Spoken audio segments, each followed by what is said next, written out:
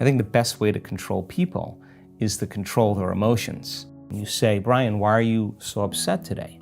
Well, I'm upset because of this person or this thing. What that really means is that some person or some condition in your environment is controlling the way you're feeling and the way you're thinking. If something is outside of you is controlling the way you feel and the way you think, you're a victim to your environment. And so then there is this dramatic polarity that goes on. When things are going well, you're happy. When things aren't going well, you're sad. But when you learn how to self-regulate and create more coherence in your brain and heart, then you're no longer dependent on your outer world controlling your mood. In fact, you begin to realize how you think and feel begins to produce effects in your outer life. Now you start believing more you're the creator of your life and less of the victim of your life. Now that isn't something that you take one bite of and swallow and it's all over.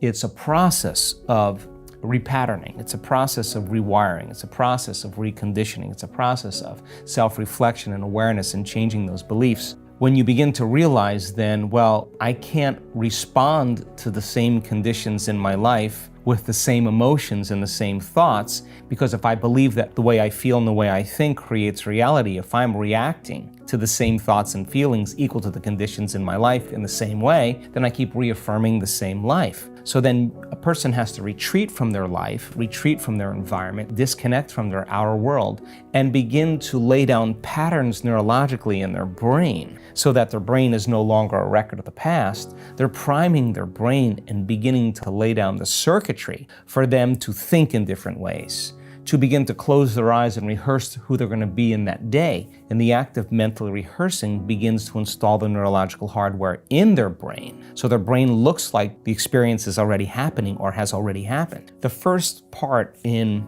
truly creating a new personal reality is overcoming your present personality. You got to get beyond the normal thinking patterns, the normal urges of action and habits, to get beyond certain emotions that are residuals from the day before.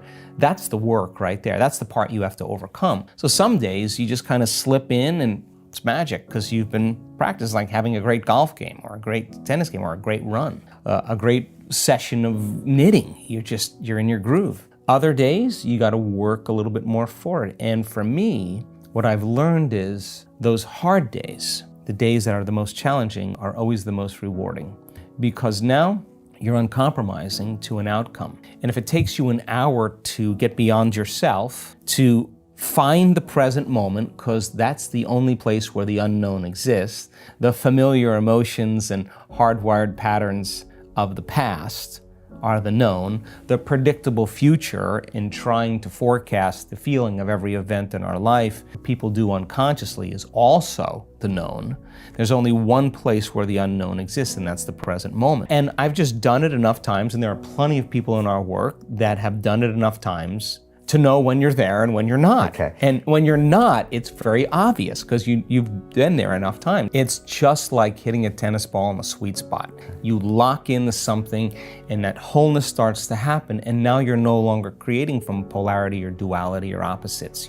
They create when they see they don't have something. Whether, hey, nice suit, I want one of those, right? And the moment I see that you have a nice suit and I start thinking, I want one of those, my brain naturally starts putting me in the equation. Next thing you know, I'm wearing your suit. Well, that's because we're wired to do that. So then we have this natural ability to create. The problem is after you imagine that, you open your eyes and you don't have it, people experience more lack. Well, we're not that good yet.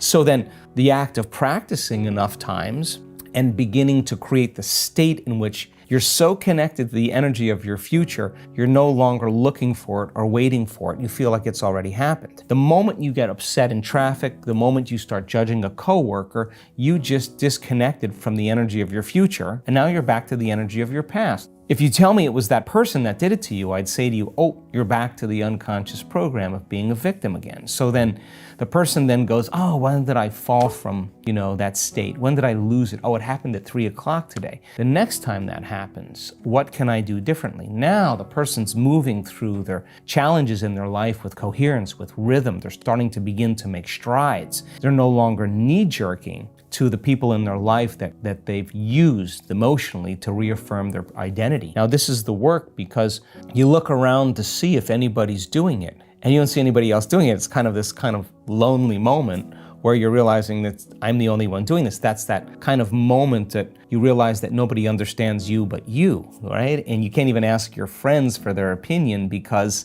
they're going to give you their opinion based on their own experiences. And this is that kind of moment where you have to draw in all your resources and begin to make up your mind. So the optimism that I have is that if you teach people then how to be able to become more self-dependent and teach them that they have the resources to heal their body or to create opportunities in their lives, they can begin to take the energy of that disorderliness, and by creating more coherence and brain coherence and heart coherence in the midst of when everything else is collapsing, the only way that change is going to take place is if you see the evidence of the